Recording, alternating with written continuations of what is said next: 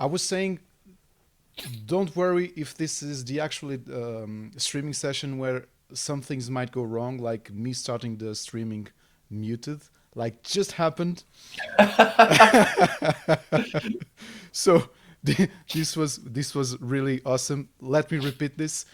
Welcome everyone to IndieX 2021. This is the first streaming edition of our marvelous 50 finalists.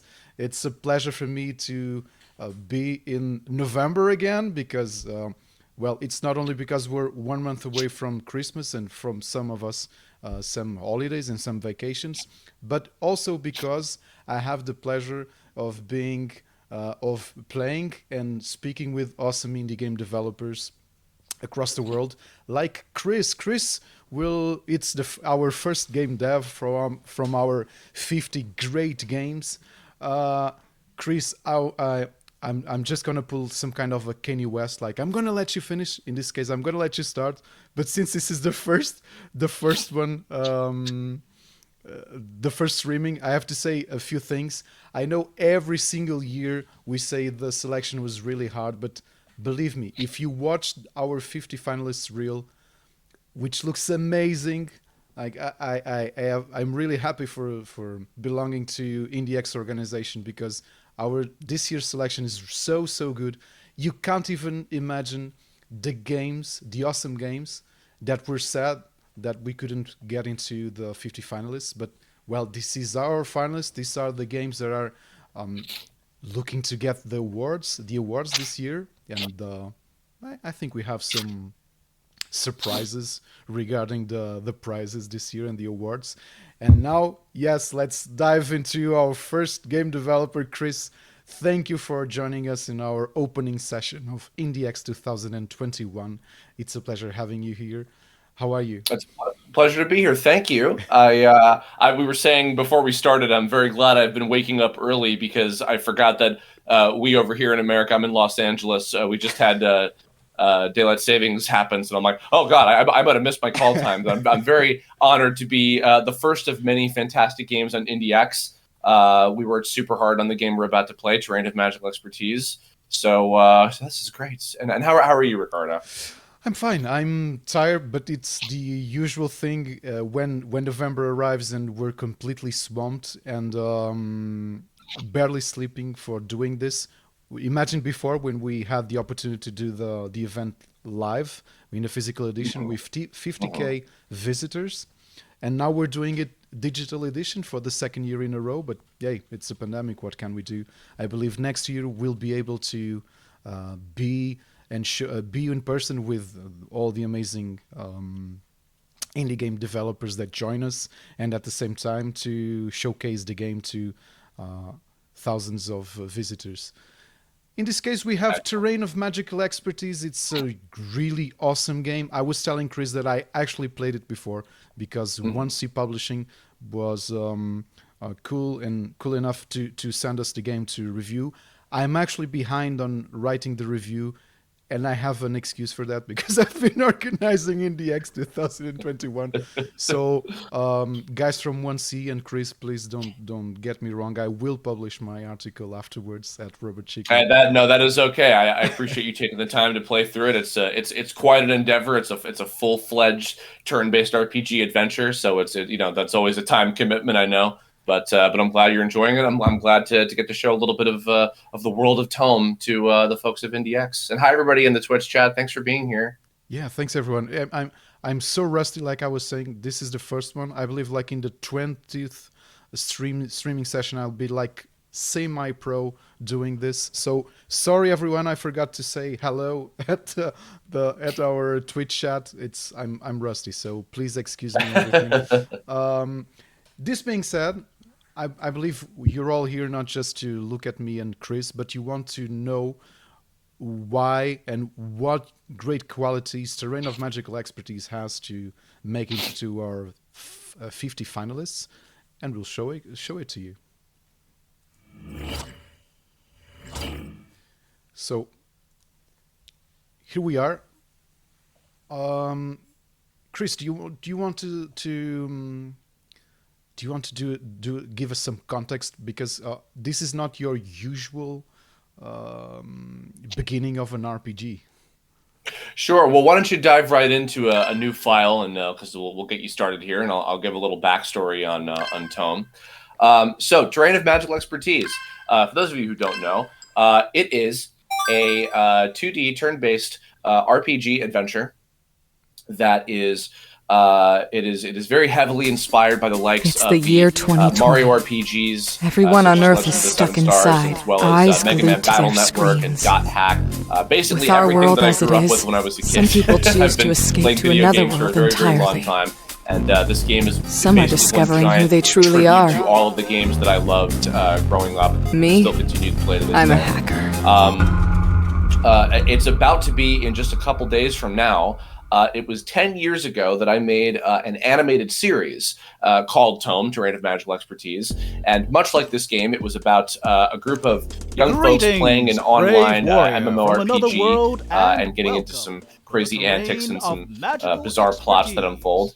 And folks were very dedicated and said, hey, you should make a video game out of this. So then a few years later, I gathered a wonderful team of folks, Michael, Nathan, and Scott, my lead developers. We all worked together on this game.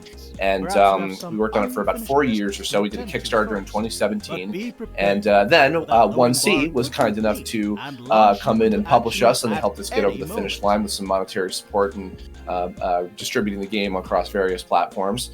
And so jumping in, quite an unusual sort of opening. You were on a computer desktop. You are taking the role of this mysterious, what we call a white hat hacker, which is basically a hacker that uses their power for good, so to speak. So this is, as you can tell, it's actually a game about a game. You are a real person playing a video game. You've been gifted Pretty a copy of what's that? Pretty meta. Yeah. So you're gifted a copy of this fictional game called Terrain of Magical Expertise by a friend of yours, and while right around the time that you enter into the story, which if you can tell from the date down there, takes place contemporarily in the year 2020. There is a big competition going on called the Campaign of Champions, and there are some black hat hackers who use their powers for not so good that are cheating during this competition. So your friend has asked you to come in and kind of help with maybe putting a stop to them covertly. So opening up here, thanks to our lovely narrator, Edwin Tiong, who fans will recognize. He's also the voice of Detective Grimoire. From a bunch of fantastic games by the SFB, Tom and Dim. So here, you build your own character. You build your white hat avatar.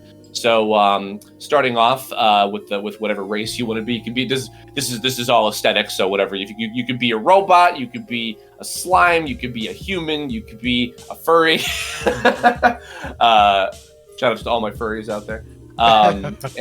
So what do you, Ricardo? What do you prefer? What do you want to be in this world? I think I'm going to be some kind of a slime, like okay. Slime. Yeah. A morphological, a very underrated race choice for Tome, I would say. Going to go ahead and. I was reading chats, and we have none telling you what he has seen from the game. It looks like 90s anime, like the humor is also super quirky. Did you take any inspiration from Digimon World 2003? And also, is it also an MMO gone wrong via hackers, like what had happened in Digimon World 2003? Well, real quick, by the way, you can choose your class here next if you want to be a brawler, a weaponary, or a spellcaster, whatever playstyle you might prefer. To Grande Homino in the chat, I actually have not played. I think the only Digimon game I played is like Rumble Arena. You can pick your elemental alignment next, and then your special techniques. But as far as the MMO gone wrong kind of motif, Dot Hack, the Dot Hack video games for PlayStation 2 by Bandai Namco way back in the day, those were definitely some big inspirations in terms of like the sort of online world, cyberpunk sort of aesthetic, and then Mega Man Battle Network as well. Those two game series were the biggest influences. All right, and now you must pick your screen name. What are you going to be? What are you going to be known as in this world? Since I'm streaming, I'm going to be in the X. I think Alrighty. it fits. I agree. Is this how Something I noticed when I started playing Terrain of Magical Expertise, it's the you have a cool customization of your character. Like, if you're really into this kind of RPGs, you're not just a blank slate. Like you know more or less what kind of character you want to create in terms of when you're starting the game. So it's pretty cool. What do you think if let's finalize it and yes, At last, going to be you are ready. like this. Now, brave warrior. All right. Step into So the as we light. cross the threshold into the world of Tome, here we go. Yeah, it's funny. It was suggested by a fellow game developer, a good man, Philip Croucher. He's the creator of Black Hole over at Violasoft. He was the one that recommended we have a player character as kind of like a self-insert into this world and everything. And we wanted to have as much customization as we possibly could. But since we couldn't have a whole lot of visual customization, there's just the 4 different versions of White Hat in terms of the basic look. We kind of made it into a joke where they kind of skip over customizing themselves. So what they're playing with right now is, in the context of the game world, it's like the most basic like starter model of each race, more or less. And here on we're in the balance center. This is the sort of entry point of Tome where people can talk to random players and kind of get hints about various things. And every single one of these characters that are hanging out here were all graciously donated by people from our Kickstarter campaign and other various crowdfunding events that we did throughout the course of the last 4 years. And so having all these people's characters in here was a huge honor. It really decorated this whole world with like tons of unique characters and things. So Actually, do you know what this reminds me Pardon of? me. Do you I'm remember trying to get to Fimicola Field. an How do I get MMORPG there? from 20 years ago called Conquer Online? Oh, it's easy. no, and funnily enough, this is going to be really embarrassing. I've never actually played an MMO. So all of my insight was from friends of mine that were big into like World of Warcraft and Final Fantasy and that kind of stuff. Do you know why? Because this literally looks the entry point for that MMO, that Chinese MMO. You start exactly like this in an isometrical view. And Really? this is- Okay. Yeah, it's like this. I was like, so yeah, they are obviously paying homage to Conquer Online, and apparently you're not. Yeah, the isometric view, I completely lifted that from Super Mario RPG for the SNES. First time That's playing. still Yes, to this day one of my favorite games of all time. So why don't you head over into that little green teleport right there, and we'll be meeting one of our major characters in just a moment. Oh, and another thing it reminded me of the net aspects of Mega Man Battle Network. wait! Yes, definitely. When you get into the battle system shortly, Yeah. you'll certainly see the influence with that. So here is one of our party members, one of our main characters, Alpha. He's a very good lad, very tries his best, very eager, young, cute kind of personality. And it is perhaps by fate that both of you guys logged into this game right around the same time on the same day and happened to be heading to the same place. Alpha was also gifted a copy of the game by his friend, who we'll be meeting shortly. And so you guys happened to run into each other, and you headed this first level here, Fimicola Field. You're on your way to go and try and find these mysterious hackers that are cheating at the competition to go try and put a stop to their efforts. You kind of get caught up in Alpha, and here we are with his friend shows up, and this is this is another one of our upcoming party members, Kerbifer, who is shamelessly more or less my self-insert character,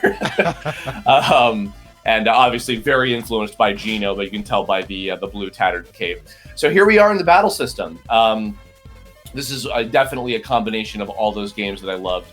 So it has a real-time animation. A real-time battle system where all the techniques each have a different QuickTime event, a little kind of super fast mini game which can allow you to execute the moves in different ways. Old Squaresoft gimmick, awesome gimmick. Oh yeah, absolutely, absolutely. Timed hits and all that, certainly.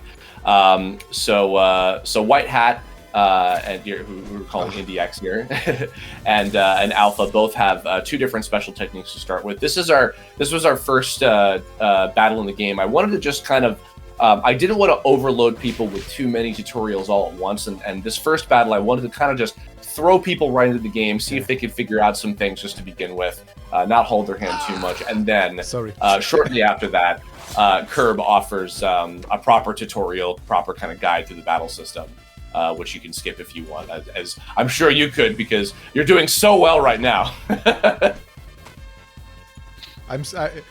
There's something funny about streaming is the fact that you can't concentrate on the. Of course, I know. I know. Like awesome. all the people who do Let's Plays and things have my utmost respect that they can just balance like talking to people and doing a show and playing a video game adequately at the same time. It's really quite impressive. There you go. You got it. You can see that Curb has a electrical type advantage to your what's it called? Your ice attack that you've got. But you can get him. You got it. You also have the defense mechanic, don't you? If you hit in the... That's right. Yeah. Yes. So if you hit the down face button, the bottom face button, while someone is going to attack you, you can actually defend for a brief while against their attack and have some of the damage. There you go. And Chris, sorry for beating you up at least. And no, that's okay. That's okay. I know how to separate the artist from the character. It's not personal at all. Kerbifer has a very punchable face. What can we say? But Chris, how many Mr. people Divinity Jam works on at me, an if you UC wouldn't Productions LLC? On this game, we had 4 core developers, myself, and I did all of the animation, the writing. I did all the level design, and kind of directed the full project.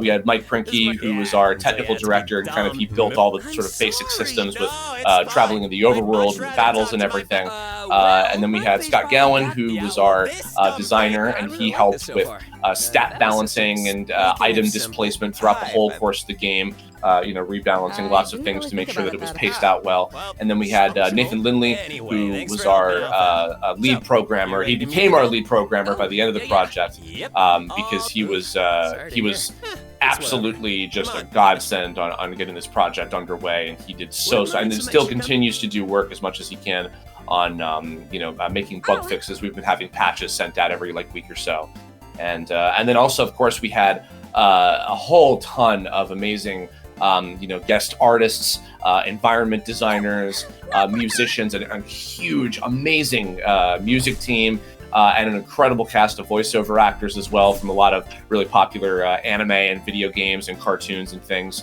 Not the least of which, for instance, you're hearing currently Alejandro Saab as Alpha, Aaron Dismuke as Kerbifer. You're about to hear Faye Mata as Flame Girl, Morgan Berry as the White Hat player character, and just tons and tons of amazing guests that I can't believe I was able to get for the cast of this game. Grand Domingo was just saying that in our chat, the soundtrack is really amazing, and yeah, it is. It's yes, really, really and I have no problem with filleting how good it is, because I didn't do any of the music myself. It's all of these wonderfully talented friends of mine, Kadjit, Living Tombstone, a bunch of folks from Silva Gunner, Plaster Brain, Crusher P, a lot of guests that we had on board as well. Odyssey Eurobeat did a track, a lot of amazing folks, and our soundtrack is actually available on Bandcamp if any of you guys are interested in picking that up. It's got about 100 tracks in the whole game, and so here we have Flame Girl. So Flame Girl is the guild master of the Dandy Alliance, which is our main group of characters. And Kerbifer, Alpha's friend here, who invited him to join the game, Kerbifer is a member of the Dandy Alliance, which at the moment is made up of 3 characters, the last of which we'll be meeting very shortly. And basically they're trying to win this competition, which has a huge amount of prize money on the line. And Alpha was invited just to kind of hang out with them and kind of get to know the others and etc. And you happen to cross paths with these guys. And as it turns out, they're also reporting these hackers that have been mysteriously messing with the game while while this competition is going on, because they're trying to win it. They want to win this big cash prize and everything. We'll be okay. Thanks, so you can skip the tutorial with Kerbifer if you want, I since trust ya. people can play the game for themselves. On a general and learn note, all the if you battle double mechanics. dip. Because you're such an There's expert always already, aren't players you, looking for Ricardo? fresh meat to mow down and earn some I easy played it money. before, Gotcha. yeah. So Anyhow, I'm, sorry Yes. to bail too, and but I had it to was go really help her out. refreshing to I'll see tell you the this. full story I about what's also going love on Super later. Mario RPG. Sure And thing. those, Go do what you gotta do. SNES See you around? JRPGs from Squaresoft, because for me it's the golden You age. know, I know. Absolutely, We know and there's lots and lots of little. If you know Mario RPG really well, you'll see lots of little tributes to things that I snuck in. It was very my love for that game was very unabashed. In fact, actually, Something it's, really it's cool funny. about, Go ahead. No, go ahead. I gotta look for some people. Something really myself, cool about the actually. game. It's when you look at it, when you look at the trailer, when you look at the Steam store, it really strikes you down as the art direction reminds you of awesome like web animations and contemporary animations. It was funny because Grand Doming was saying it reminded him of 90s anime in terms of humor, but for me the game sounds really contemporary in terms of art direction, you know. Absolutely, yeah. I mean, I'm a 90s kid, and I loved all the stuff from the mid to late 90s and early 2000s as well. Because it's funny, a lot of the actual influences I know more than anything came from the early 2000s, to be honest. Hey, check out this cute little hot But my spring. aesthetic is very 90s anime for sure in terms of like my art and everything. Yeah. By the way, Yes. Shiryu Can you GL tell in me the what chat the station asking where you can find the game. Terrain of Magical Expertise is available on Steam and many other digital storefronts. Epic Game Store, GOG. Humble Games, whole bunch of stuff. I don't know if I can post a link in the chat. Yeah, but, you can. I'm sure I believe it's open. If not, I will do it afterwards, or I can do it in a bit. Okay, let me see if I can post that right now. Actually, that was something that when we were preparing, Grand Doming was saying like, please keep the store link available. Oh, you could do it. Okay. There we go. Perfect. Yeah, so you can pick it up on Steam and any other digital storefront that you may desire. And I hope you enjoy it. Thanks so much. Chris, do you have any idea how many hours of voice acting did you guys record? Because the game Oh is my fully Lord. voice acted. Yes, the entire game is voiced by a fully professional cast of incredible people. God, in terms of hours, I couldn't tell you. I did all the audio editing myself, which I should not have done, by the way, because I put myself in the hospital. I messed up my wrist real bad doing that. Get help, people. Remember, when you're making an indie game, don't overload yourself. But yeah, the whole thing is voiced, hours and hours. The game itself, I would say, is probably about like 20 or so hours of content in total. And yeah, every character is voiced, even all the NPCs, even the little one-line guys and everything. I really wanted to make it like a fully cinematic, because RPGs, I feel like the value is so much about the story and the characters. And I've been very lucky to I actually worked professionally also as a voiceover actor for games and anime and cartoons and stuff. I've worked on a lot of shows, and I'm very lucky that I have a ton of friends that are wonderfully talented professionals. And when I said, hey, would you work on my little indie project, they're like, yes, of course, I'd love to work with you. And I'm like, oh my gosh, yay. Because I've worked on other video games in various capacities. I did animation for Skullgirls, the fighting game. I did casting and voice directing for A Hat in Time, for a whole bunch of consoles and stuff. So I've worked on video games in other ways for many, many years. But this was my first time making my own video game, and I dreamed of this for my whole life. And it was really thanks to all the fans that we had that donated to the Kickstarter, 1C for, of course, publishing us, my amazing team for making it happen, and we managed to pull it off. Oh, and thank you, Grande, who recognizes me from Mob Psycho and Octopath Traveler. I appreciate that. Okay. Worked on both of those as a voice actor. I see you've been turned into a flower. That's one of our deadliest status ailments. Just like in real life.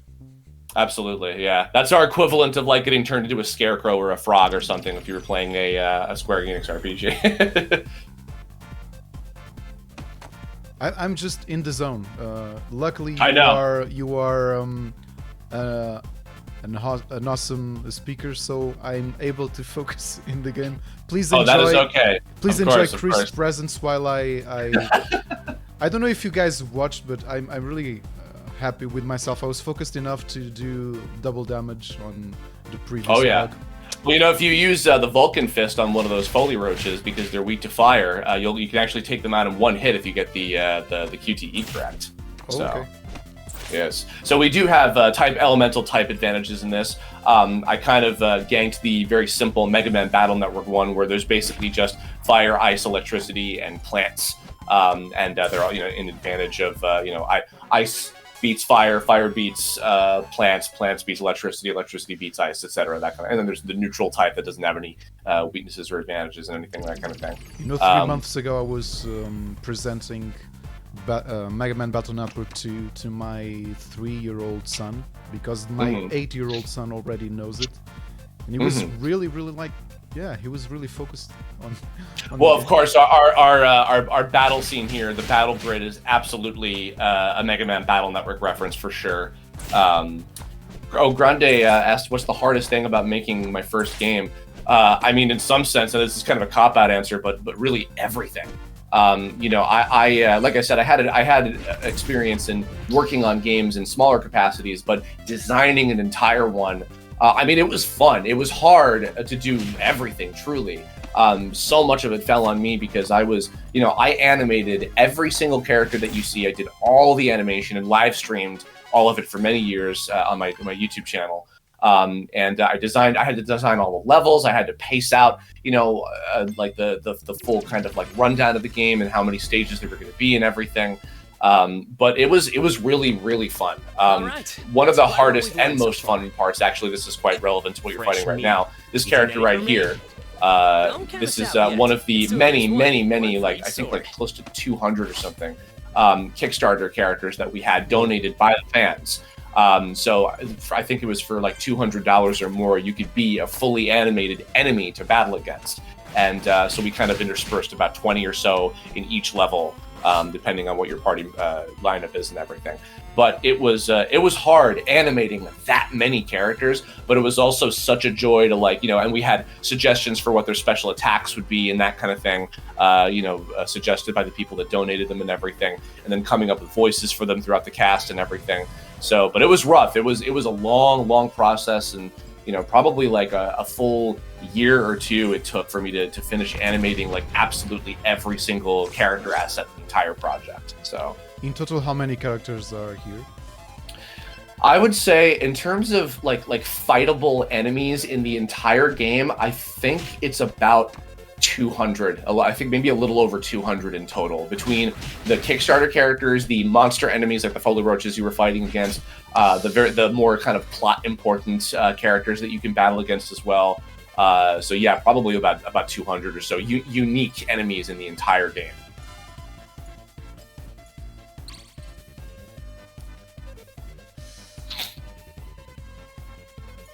This is a tough fight.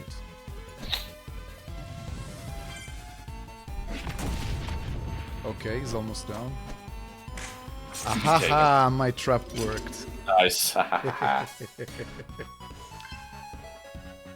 Dropbox is definitely one of my favorite techniques for White Hat. We wanted to give a nice variety of different moves, because of course with the other characters, they kind of learn their new moves as the game progresses, and they have kind of just a set list of their about 6 techniques or so. But for the player character, because you're the one controlling them, we wanted to make sure that there was a nice variety of different moves that they could choose from. So basically, each chapter, you can get a new technique from one of the we have these characters called the Dojo Masters, where you can battle against them in a one-on-one fight, and then you'll learn a new technique. And they usually give you a choice of anywhere from like 5 to 8 different ideas. So you can, if you like to do status ailments, or if you like, stat boosts, or just, nailing a single opponent, or if you like area effect stuff. Like we tried to have like a nice variety of all sorts of different things, and thematically as well, so that people can kind of customize their white hat in the way that they want. So I see you're learning the type advantages. I'm gonna ask you tough question. Since this is your first game as an author, not the first game as a developer in a variety of ways, did you end up feeling you created the game you not also wanted to create, but also the game you wanted to play?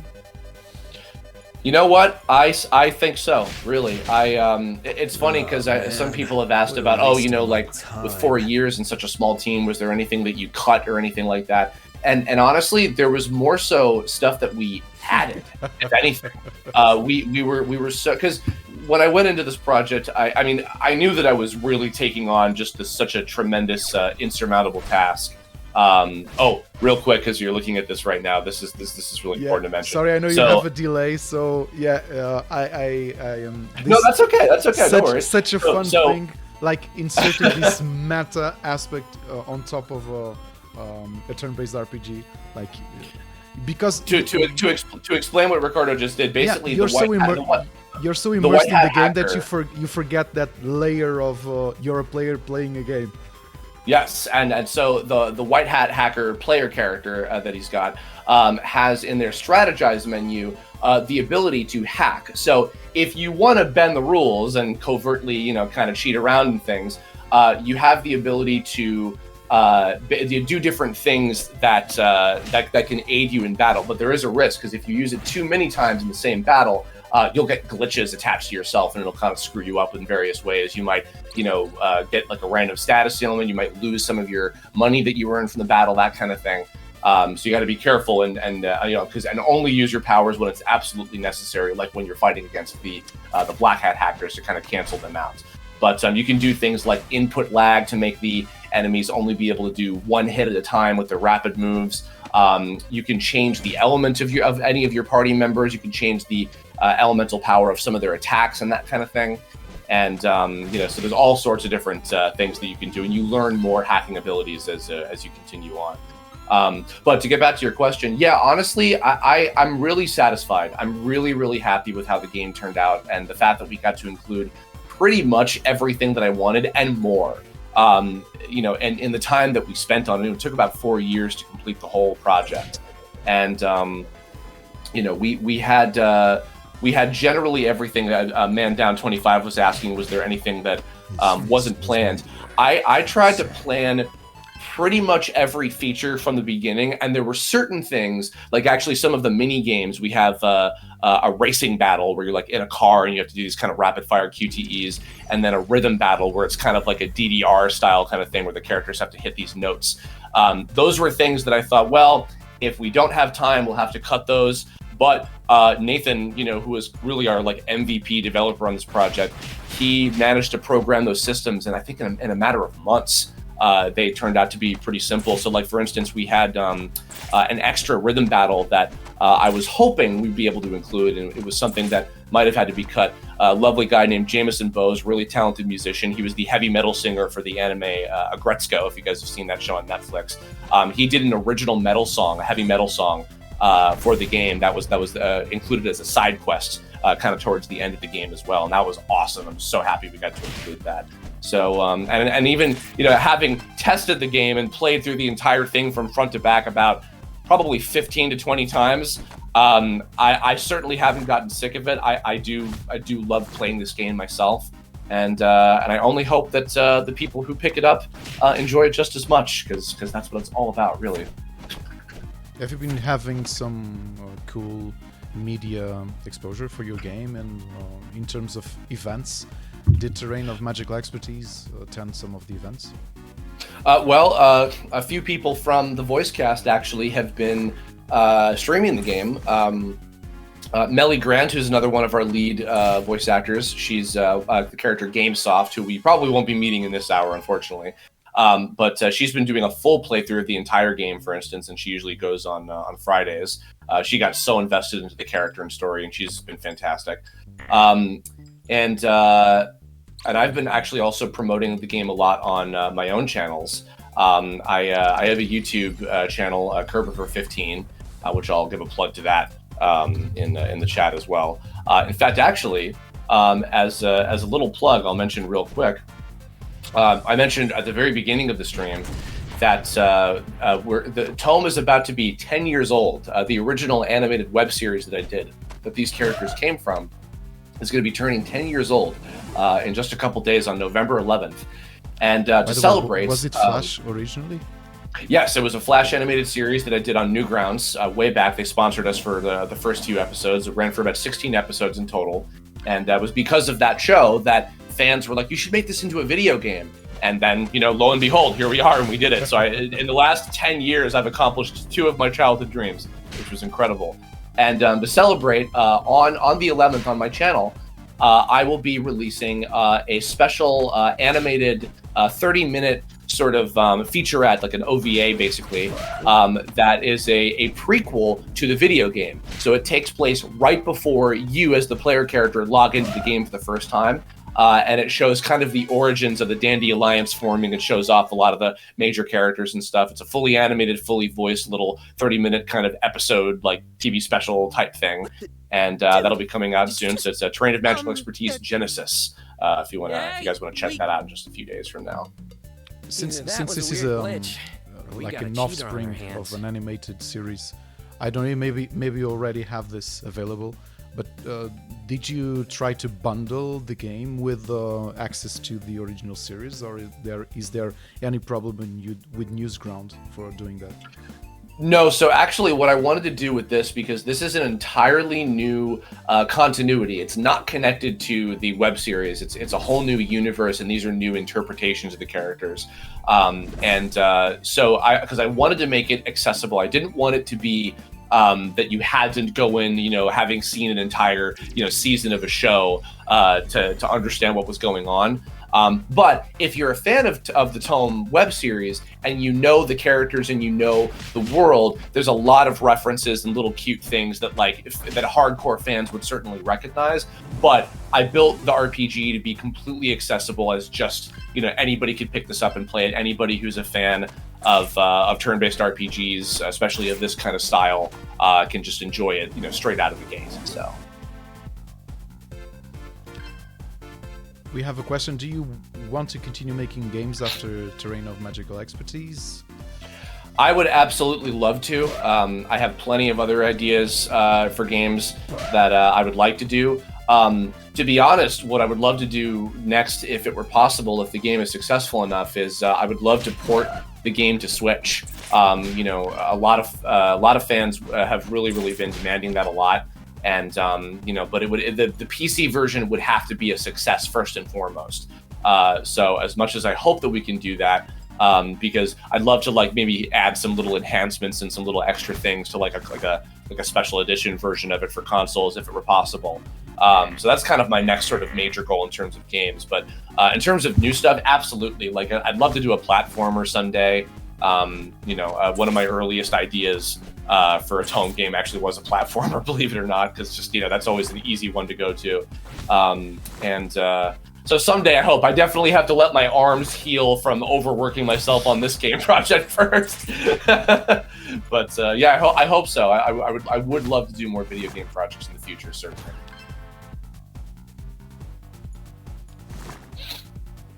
Grandy also asked about how complex does the game get at the final stages. Yeah. Some of the later battles are a lot tougher. This first stage is pretty simple. This is all just kind of the basics, and actually the level after this also teaches a little bit more about some of the other kind of mechanics and things. The whole first chapter of the game kind of teaches you the bare bones kind of things about the battle system and everything, everything that you need to know kind of going forward. And then after that, things really amp up. By the third chapter in particular, things get really difficult, and some of the battles against even just the regular enemies in the overworld, not just the bosses, get really challenging, and you have to make sure you really know how to do those QTEs, and you really got to be able to defend at just the right time and remember all the type advantages and things. And because I wanted it to be challenging. I didn't want the game to be too easy. and finding that kind of striking that balance of like, you know, this game really kicking your ass with difficulty, but still being enjoyable and satisfying. In fact, actually, this is worth pointing out, but a lot of the this was a big thing that I wanted to include from the beginning, and I'm very glad we were able to. A big feature is that since this game is meant to be like you're really playing a video game, like you're a person playing a video game in this world. We didn't want to just have it be that like, oh, you lost, oh, you just die and go back to the save point and you just do it over again. We wanted there to be consequence. Hey, so, for example, if What you you want, friend of lose yours? a major boss Alright, battle in I the got time game, for you. Wait, then you're after that, a Samantha, cutscene take me? plays out, by the and way, the story progresses, and there are consequences for if you won or lost a certain major battle. By the way, real quick, huge shout out to the wonderful Nylock, one of my personal favorite characters, the ye old, loud, bombastic medieval knight, voiced by the lovely and talented Mr. Mick Lauer, Rice Pirate. He's always been a big fan favorite, no matter what the incarnation of Tome. He's great, and he's a role player. He's always in character and always like big and ridiculous and ye old kind of speech, you know. I love Nylock, and the fans love him too. But yeah, so we wanted to have it feel really immersive. And so yeah, if you lose during certain points, and actually after a certain point later on, there will be even bigger consequences for if you lose, because then it will go down the path of having a different ending. There's actually a few different endings in the game as well. So quite expansive. Did you pick up some stuff from?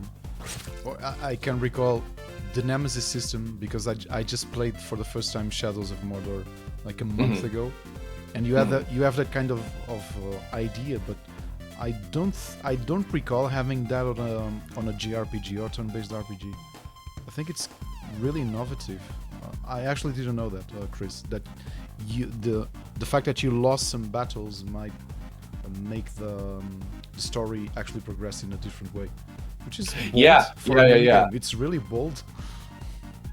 Like for example, and usually it's nothing that's like catastrophic. Like often what it is like if you lose, you'll miss out on like a rare item, and then you'll have to go and buy it. So then that's actually part of the pacing thing, is that so when you defeat some of the overworld enemies, like the Kickstarter donation characters, you can actually go and battle against them in rematches at some of the hub towns. There are like arenas where you can take on some of the different enemies that you had fought in the past. And then that's basically your equivalent of grinding, because as you've noticed, there's no EXP in leveling up. It's all down to skill, and really your prize are the items that you earn, the upgrades that you can give to yourself to become stronger, and the money that you can earn to buy all the stuff that you need to progress. So the kind of punishment for if like you lose a major battle is, okay, now I got to go grind and battle some enemies and earn up some items and things that I need. Say for example, there's a really important item called the Orb of Unity, which you can collect a bunch of those throughout the game, and when you get them, you can form team attacks where say Alpha and Kerbifer can do an attack like together, or Flame Girl and Nylock, any combination of the other party members, not including White Hat. So usually that will be your reward for a major fight that's at the end of the level. So if you lose that battle, Chrono Trigger. Exactly. Yes, very much inspired by Chrono Trigger, and as you can probably tell, Alpha is very, very much inspired by Chrono's design too, with the red spiky hair and the Akira Toriyama, art style and everything. Yeah. So then, say if you lost that battle, then you'd have to go to one of the shopkeepers and buy one of the Orbs of Unity that you missed for a lot, but it like costs a lot of netty. So like that's kind of the punishment. You'd have to go and grind for that. So that was kind of the way that we tried to balance that and everything. Chris, we have an awesome question here in our chat from Karma Cycle that asks if do you have an accessibility option for the game, because due to motor disability, Karma Cycle can't probably play this. Do you have like an auto QTE mode that could be ease of access to disabilities? Oh wow! You know what? I forgive me, Karma Cycle. That is not something I had ever considered before, but that is definitely something that I'll consider in the future. Yeah, thank you for letting me know. I appreciate that because yeah, if that would be something that I could do to make the game more accessible for people in the future, then certainly that could be something down the line. Yeah, thank you for the suggestion. And Shiryu, I saw before asking about console version. Yeah, if the PC version is a success, we'd love to. We would love to do that in the future. So anybody watching, again, if you want to pick up the game, I'll post the link in the chat. We are available on Steam and most other digital storefronts. If you want to pick up Terrain of Magical Expertise, That's okay. Same with us. we would love your support, and every little bit helps. You can also, actually, I'll give a plug for my lovely music team. If you go to tomeseries.bandcamp.com, the Terrain of Magical Expertise complete original soundtrack is available for purchase as well, and all sales are given to the lead composers. It's got every track in the game. It's about 100 pieces of music, and it's super awesome. And once again, I feel totally unegotistical complimenting how good the music is because I didn't make any of the music. And I have just noticed something.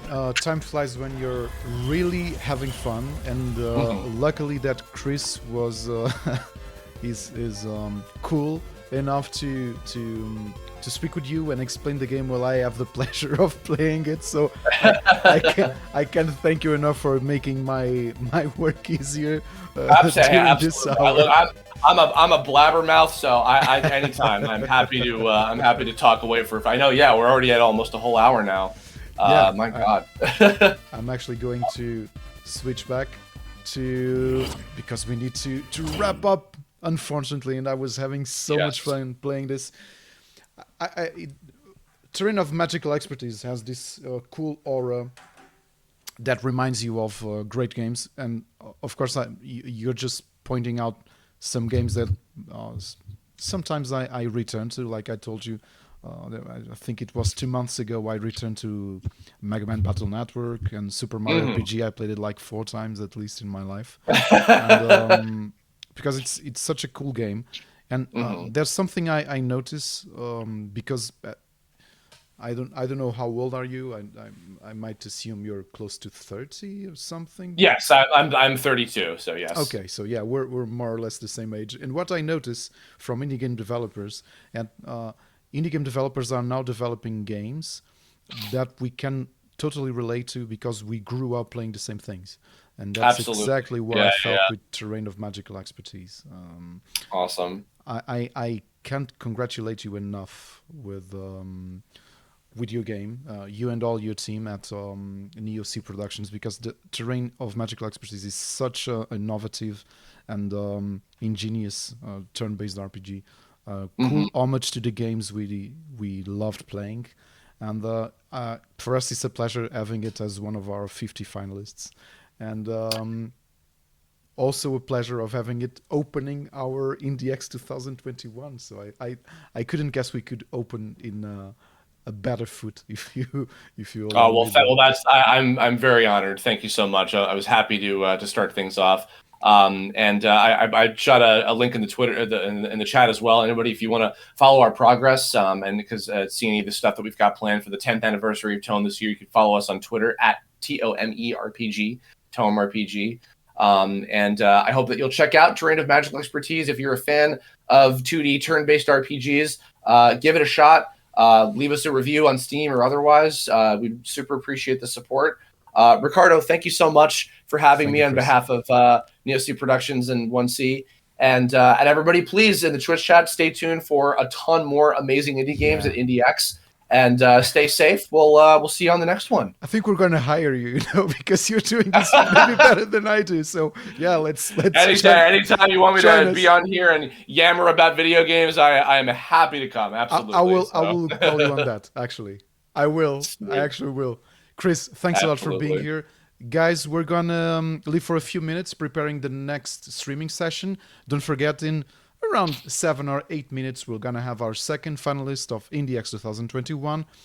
Lost Nova, Chris, once again, thank you. And please go check Terrain of Magical Expertise while you wait for our next streaming session. Goodbye, everyone, and see you in a few minutes. See you on the battle grid. Bye, everybody.